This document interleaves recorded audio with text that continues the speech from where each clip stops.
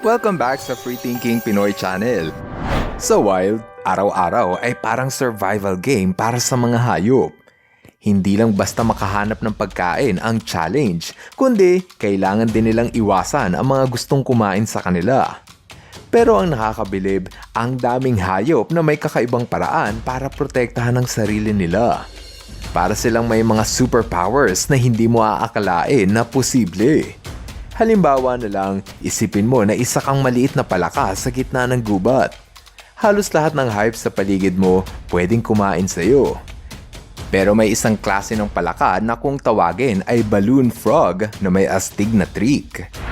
Kapag nakakaramdam ng panganib, bigla niyang pinapalobo ang katawan na parang balloon. Oo, literal na lumalaki siya. Nagmumukha siyang malaki at nakakatakot sa mga predator kaya madalas tinatantanan siya.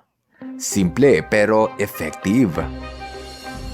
Tapos, meron ding armadillo girdled lizard, isang cute pero astig na butike na galing Africa.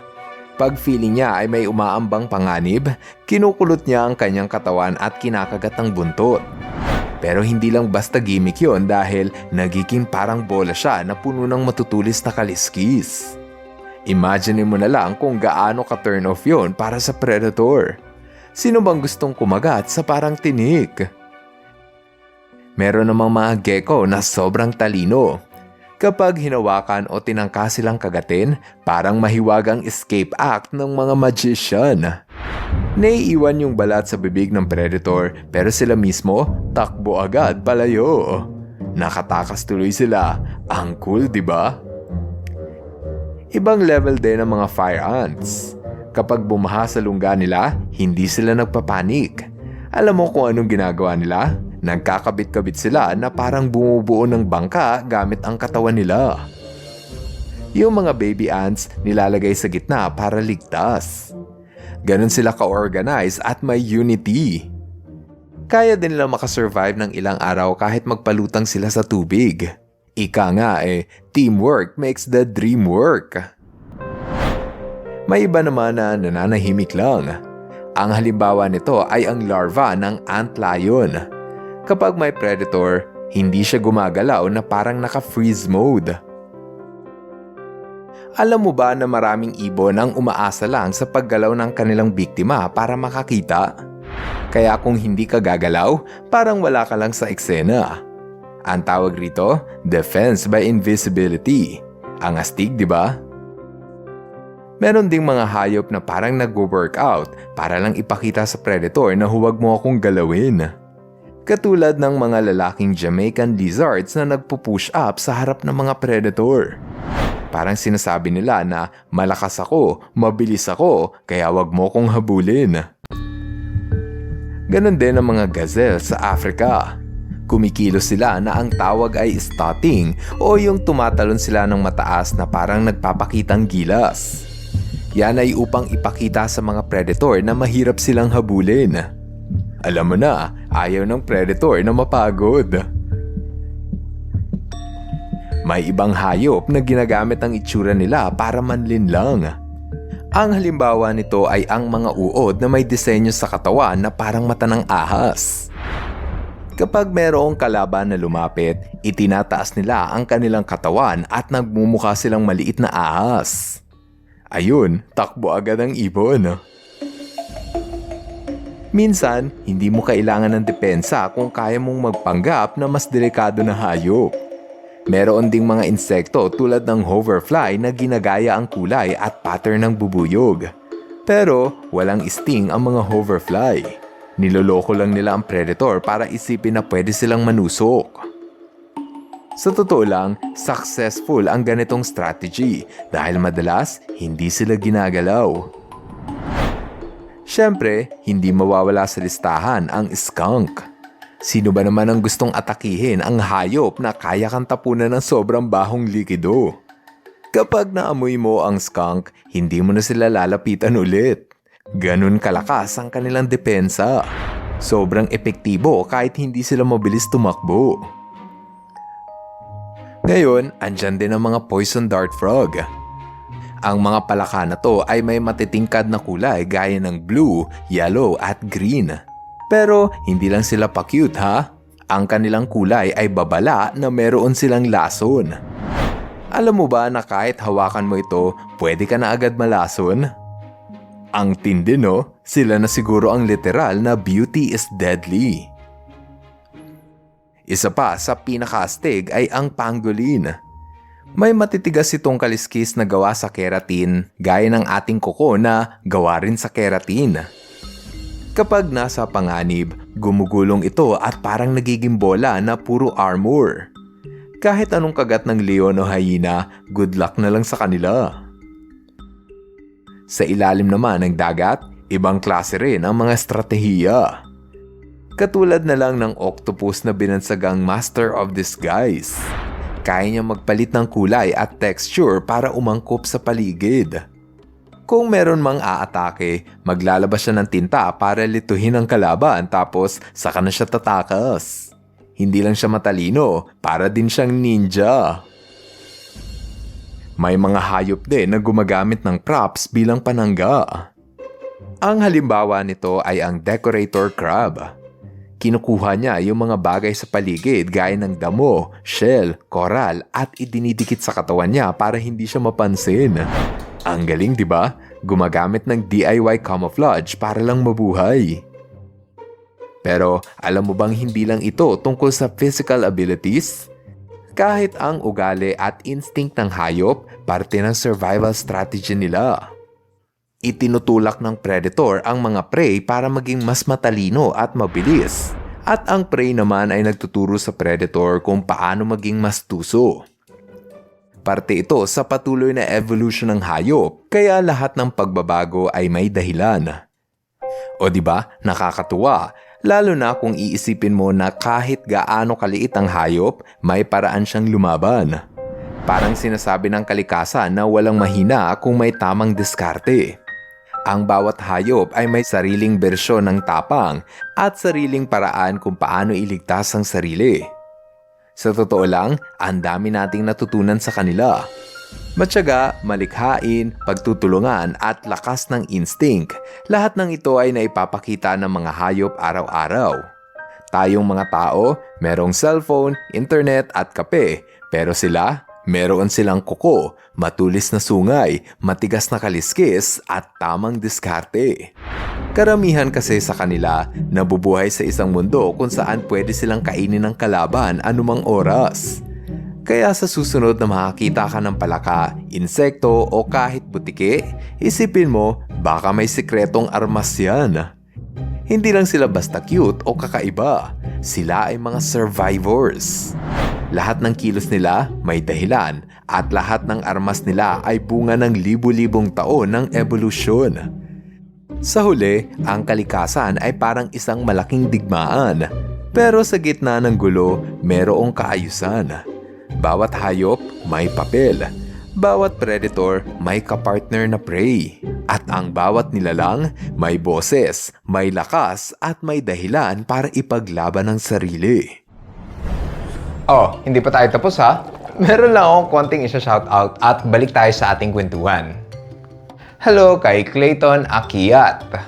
Hello rin kay Jed Santos. What's up kay Talia Kate. Shoutout kay Naif Makarongon at Jamin. John Edric de la Cruz Villegas. At kay Paulo Sobrino Diodos. Ngayon, ipagpatuloy natin ang kwentuhan sa mga hayop na meron ding kakaibang depensa. Ito at panoorin nyo. Sa mundo na puno ng panganib, lahat ng hayop ay walang ligtas. Isang maling galaw mo lang, buhay mo ang pwedeng kapalit. Bawat araw, pwedeng maging ito na ang huli.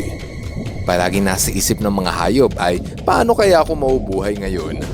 Para sa mga hayop, gusto lamang nilang makasurvive araw-araw. Kung ang iba ay gumagamit ng pangil, lakas o bilis, may mga hayop din na ibang level ang diskarte para depensahan ang sarili. Minsan, sobrang kakaiba. Minsan, parang nakakatawa. Pero sa uli, epektibo naman pala. Kung iisipin mo, ang mga maliliit na hayop ang madalas na nabibiktima sa kalupitan ng ibang hayop. Wala kasi silang matatalim na kuko at wala rin silang lakas para makipaglaban.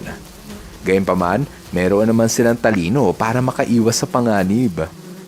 Gaya na lamang ng mga sardinas sa dagat. Hindi sila lumalangoy ng paisa-isa. Kapag may nararamdaman silang panganib, bigla silang magsisiksikan at magsasama-sama.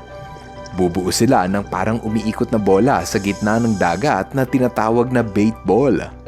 Hindi ito para magpakitang gilas, kundi para malito ang predator. Mabilis kasing mauhuli ang mga sardinas kung mag-isa silang lumalangoy. Pero kung sabay-sabay, magkakagulo ang kalaban kung saan dapat tumira. Siyempre, ang mga predator may diskarte rin. May mga isda na sinasaksak ang bait ball gamit ang matulis nilang ilong. Ang iba, papasok mismo sa gitna ng grupo at bigla na lang susunggaban kung sino ang matatamaan. Minsan, may mga swordfish na sobrang bilis umatake, parang ninja sa ilalim ng tubig. Pero kung ang balyena ang kalaban nila, game over na ang sardinas. Ibubuka lamang nito ang kanyang bunganga para lamunin ang mga isda. Lahat ng nasa harapan niya, siguradong pasok sa bunganga ng balyena. Punta naman tayo sa mga ibon. Kilala mo ba ang Kentish plover? Mukha itong simple at ordinaryong ibon na palagi nakatambay sa tabing dagat. Pero siguradong kabibiliban mo ang Kentish plover kung paano niya protektahan ang kanyang anak. Kapag may nakita siyang umaaligid sa kanyang pugad, tao man yan o hayop, hindi niya ito direktang nilalabanan. Ang ginagawa niya, magpapaawa effect siya.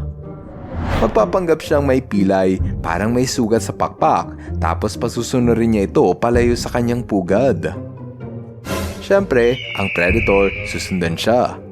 Akala ng predator na may injury ang ibon at madali itong mahuli, pero ang totoo, bitag lang yun. Kapag malayo na sila sa mga sisiw niya, bigla siyang lilipad ng palayo. O diba, ang talino ng ibon dahil parang naisip niya na it's a prank. May iba naman tayo. Alam mo ba na may gagambang ninja? Sa desyerto ng Morocco, may isang klase ng gagamba na may kakaibang paraan ng pagtakas. Kapag may panganib, hindi siya gumagapang, hindi rin siya nagtatago. Ang ginagawa niya, literal siyang gumugulong. Ginagamit niya ang kanyang mga paa para paikutin ang sarili habang gumugulong pababa ng burol. Para siyang tumatambling-tambling. Sa bilis ng ikot niya, wala nang makahabol. Kaya nga may mga scientist na tinawag siyang flick-flack spider, pero sa internet, mas kilala siya bilang ninja spider.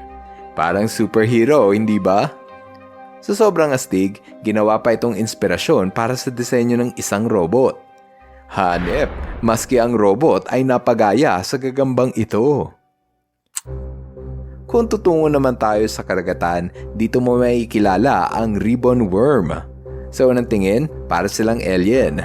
Manipis, mahaba, parang hindi hayop. Pero mag-ingat ka. Kapag nabigla o natakot ang ribbon worm, bigla lang itong maglalabas ng parang puting slime. Pero hindi lang ito basta likido, para kasing may sariling buhay ang slime na yun. Yung slime galing mismo sa laman loob ng uod. Kapag hinawakan mo yon, pwede kang mahawaan ng kaunting lason. Ginagamit niya ito pang depensa para matakot ang kalaban o hindi na siya hawakan pa. Parang sinasabi niya na, gusto mo pa ba akong hawakan? Sige, subukan mo lang. Minsan, sinasadya ng hayop na magmukhang delikado para hindi siya lapitan ng kalaban. Gaya na lang ng boxer crab. Maliit lang siya, pero kung titignan mo, mukha itong handang manuntok. Meron kasi itong hawak na sea anemone na parang nakasuot ng gloves na pamboxing. Sa mga hindi nakakaalam, ang galamay ng sea anemone ay nagtataglay ng kamandag. Ginagamit ito ng boxer crab bilang sandata. Kapag may lumapit, iwinawasiwas niya ang dalawang anemone na parang pom-poms. Yung kalaban naman matatakot dahil alam nilang may kamandag yun. Kung usapang pinakaastig, hindi pwedeng hindi mabanggit ang electric eel. Isa itong uri ng isda na matatagpuan sa ilog ng South America. Ang electric eel ay hindi lang basta isda. Ito kasi ay lumalangoy na taser. Ang isda na ito ay kayang maglabas ng hanggang 600 volts ng kuryente. Sapat na yon para tapusin ang buhay ng isang buwaya. Kahit sino pa yan, siguradong maingisay sa kuryente ng isda na ito. Kung tutusin, mas madalas gamitin ng electric eel ang kuryente para makahuli ng kanyang pagkain. Pero sa mga pambihirang pagkakataon, ginagamit nila ito bilang depensa laban sa mga kaaway. Minsan, maski tao ay kinukuryente ng isda na ito, kaya't hanggat maaari, huwag mo itong lalapitan. Siguro, ang pinakamabangis sa lahat ay ang Japanese honeybees. Oo, ordinaryong bubuyog lang sila kung tutusin, pero ang kalaban nila, Japanese hornet. Mas malaki, mas malakas at mas mapanganib. Alam mo ba na ang 30 piraso ng putakte ay kayang pumatay ng 30,000 piraso ng bubuyog sa loob lang ng 3 oras? Kaya naman nakaisip ng kakaibang paraan ng mga Japanese honeybees para lumaban. Kapag may lumapit na hornet sa pugad ng honeybees, hinahayaan nila itong makapasok. Kapag nakapasok na ang hornet, sabay-sabay namang aatake ang mga honeybees. Palilibutan ng mga bubuyog ang putakte para bumuo ng bola o b-ball. Kapag kinuyog nila ang kalaban, sabay-sabay silang magbabibrate gamit ang mga pakpak. Alam mo kung ano ang nangyayari? Umiinit ang bola at umaabot ng halos 47 degrees Celsius.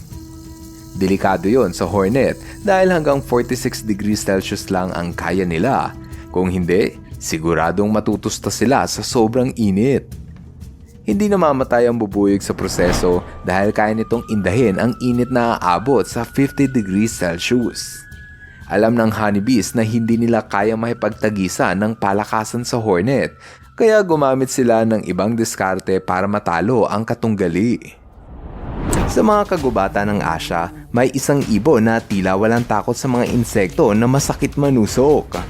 Ito ang Oriental Honey Buzzard, isang ibon na kumakain ng larvae o yung baby ng mga bubuyog. Marahil ay iniisip mong walang matinong hayop ang sasalakay sa pugad ng bubuyog, pero ang ibong ito tila wala lang. Ang ibon na ito ay hindi tinatabla ng panusok ng bubuyog dahil ang balahibo nito ay parang kaliskis na nakalapat sa katawan. Ito ang nagsisilbing proteksyon o armor laban sa mga bubuyog. Kahit sa paligid ng kanyang mga mata, may espesyal na balahibo na may maliliit na guhit na parang mga kanal na naglilinis at nag-aalis ng anumang lason o dumi mula sa mga kagat ng insekto. Dahil dito, malaya siyang nakakapagnakaw ng pagkain mula sa mismong pinagmumulan ng panganib. Dito naman sa mainit at luntiang kagubatan ng Papua New Guinea, may isang ibon na parang nanggaling sa alamat. Ang hooded pituwi ay may matingkad na balahibo at iisipin mong ito ay ordinaryong ibon. Ang hindi nyo alam, pwede kang malason pag kinain mo ang balat at balahibo ng ibon na ito. Ayon sa mga siyentipiko, nakuha ng ibon na ito ang lason sa pagkain ng mga poisonous snail o kuhol. Pwedeng bawian ng buhay ang tao na makakakain sa ibon na ito. Ang simpleng pagdapo nito sa iyong kamay ay maaaring magdulot ng pamamanhid at paghapde ng balat. Ito ang paraan ng hooded pituwi para hindi sila kainin ng mas malalaking hayop. Sa mga kapatagan naman ng Amerika, may isang hayop na may balat na mistulang may kalasag. Ito ang armadillo. Maliit lang itong hayop, ngunit ang kanilang balat ay parang gawa sa bakal. Ayon sa kwento ng mga saksi, may pagkakataong hindi ito tinatabla ng bala kapag binaril. May mga ulat pa nga ng mga bala na tumatalbog sa kanilang shell at bumalik sa taong nagpaputok. Dahil dyan, masasabi natin na ang armadillo ang isa sa tigasing hayop ng animal kingdom. Kung tutusin, maski ang mga ibon ay may matitigas na balat. Maging ang mga ibon tulad ng emu sa Australia ay nagpapakita rin ng kanilang katatagan.